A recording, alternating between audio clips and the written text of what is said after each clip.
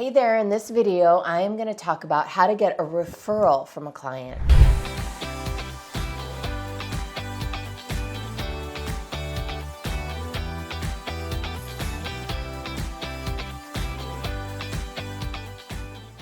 First, we're going to talk a little bit about why referrals are so wonderful and so worthwhile to focus on getting. And then I'm going to talk a little bit about how to get a referral, what different formats you can do it in, and then the perfect way to set it up and ask for it and make sure that you get the very best possible referrals. Let's go.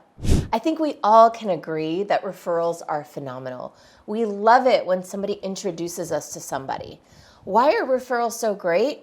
Well, obviously, first of all, they don't cost any money. We don't have to spend anything to market to that prospect. They're free. And not only are they free, they tend to be more likely to buy than a regular prospect.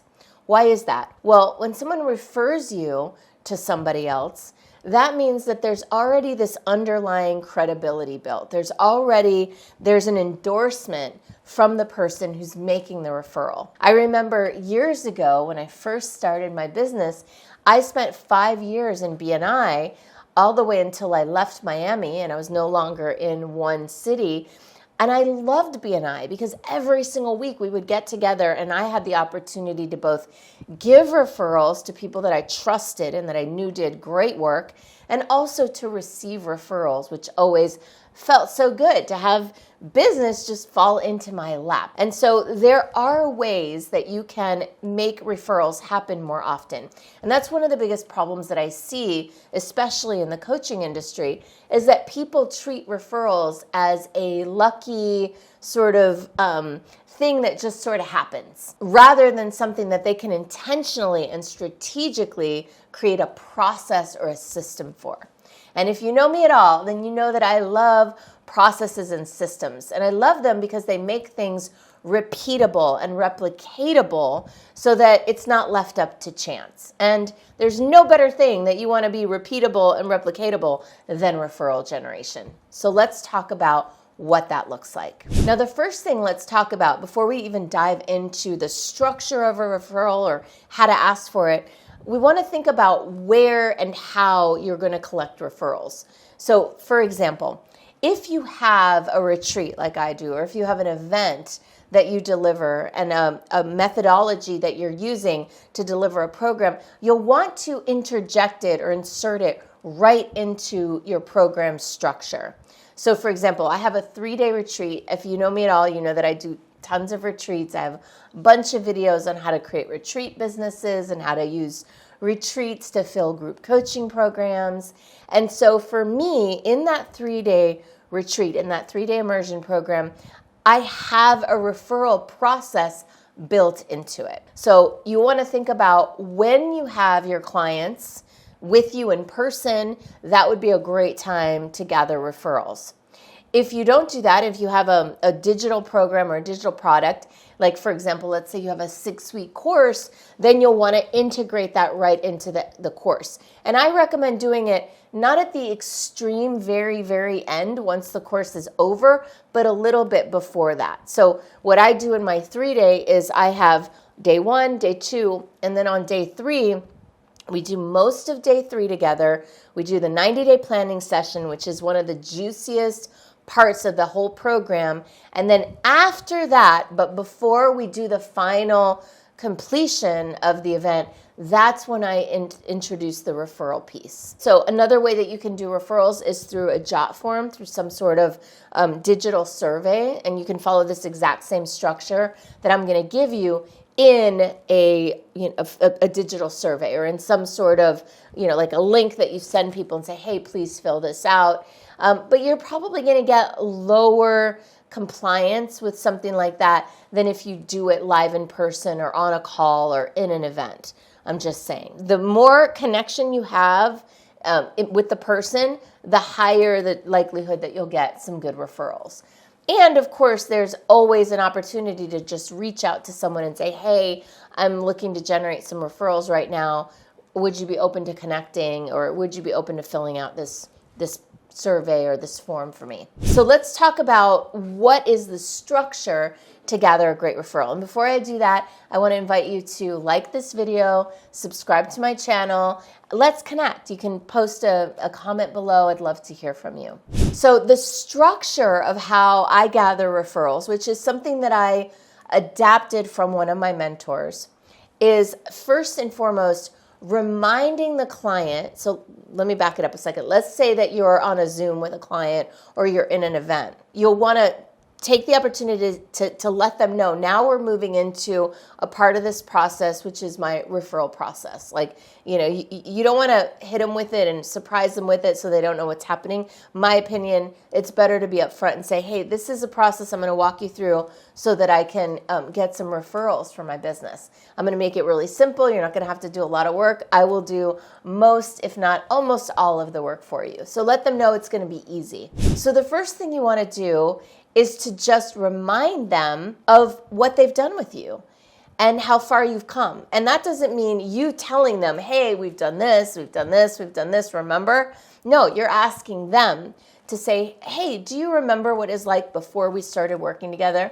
They're like, yeah. And you could say, okay, so what was that like? So go ahead, and you can actually, by the way, use this as both a testimonial collection process and a referral collection process. In fact, they're very connected. They're very similar. I have videos on how to collect a great testimonial. You can watch that, or you can use this exact same process. So the first thing you want to do is stimulate appreciation by reminding them, helping them remind themselves, what were things like before we worked together? What are some of the benefits you've gotten from the work we've done together? What is some of the work we've done together? So you let that person, I do this on a sheet of paper in my retreats, they write it down. All the ways that they're better, what they're grateful for, what they appreciate about the work we've done together. Collect that first. Then from that place, I invite you to share your vision with that client or with that group of clients, and share what it is that you want. So for example, if I were collecting referrals, I would say, listen, everybody, I am really excited to grow this next phase of my business. I would like to have 15 amazing superstars at our next business breakthrough retreat that you're attending now.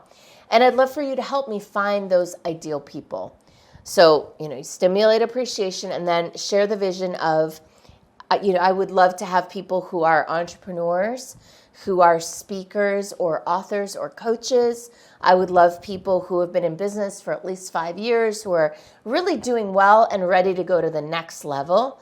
I'm not really looking for beginners, right? So what I'm doing here is I'm describing my ideal client. I'm sharing the vision, and I'm sharing exactly what a perfect client would look like. I'm looking to work with people who are in their, mid-career, who've achieved a lot, who are powerful, and who want to become even more powerful leaders and want to have more joy and fulfillment in their lives, right? So I'm giving them a picture not only of the business side of what I'm looking for, but also the personality type, right? So that's what you want to do. You want to describe the vision of what you're trying to create, i.e., I'm filling my next retreat, or I want to grow my inner circle program, or whatever it is. And here's what a perfect client would look like. And then you ask them, does anybody come to mind? Do you know anybody who fits this description? And you let them write a little bit for a moment or two, and then ask, do you know anybody else? And do you know anybody else? And do you know anybody else? So give them an opportunity to do more than one referral. This was a really big aha moment for me, because I realized in the past that I always just asked for one.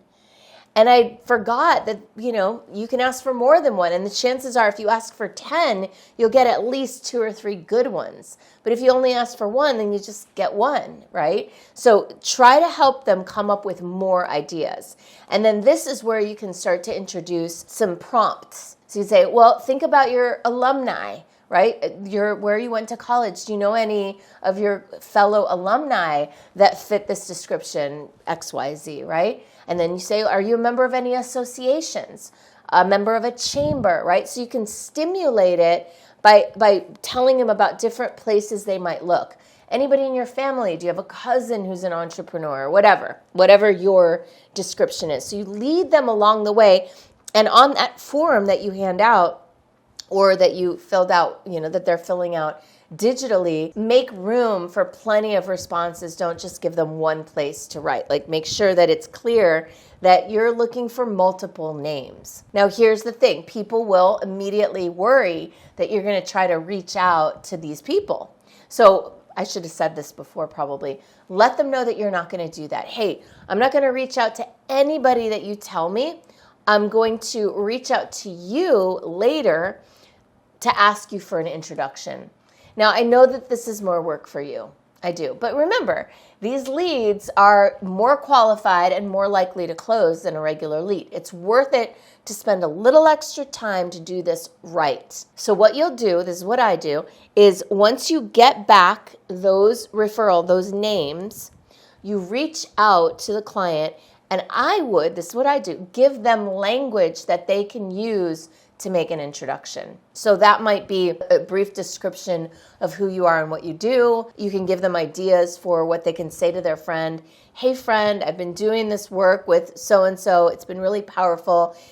She was mentioning that she's looking to find some new clients to work with, and I thought of you, etc. Another option is to ask the person to check in with that person first to make sure that they're even open to an introduction. There's nothing worse than getting an introduction to somebody and then that person doesn't even respond. Or even worse, there is something worse, which is if they respond back and say, hey, I'm not interested, right? So I would recommend reaching out to the referrer and saying, hey, will you ask this person if they're interested? Will you reach out to them, text them, call them, whatever, and see if they're interested in the work that we're doing? And if they are, then make an introduction, and here's some language you can use for that. So my recommendation is to keep it simple, keep it simple for the client. You might have to do a little extra work, but it's worth it to make it easy for them to make the referral to you.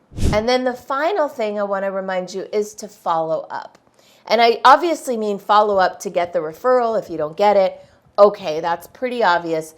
But what's not so obvious is that I want you to always remember to let the person know what happened with that referral. If you had the conversation, how the conversation went. If the person bought, people like to know what happened. It closes the loop on the whole referral process.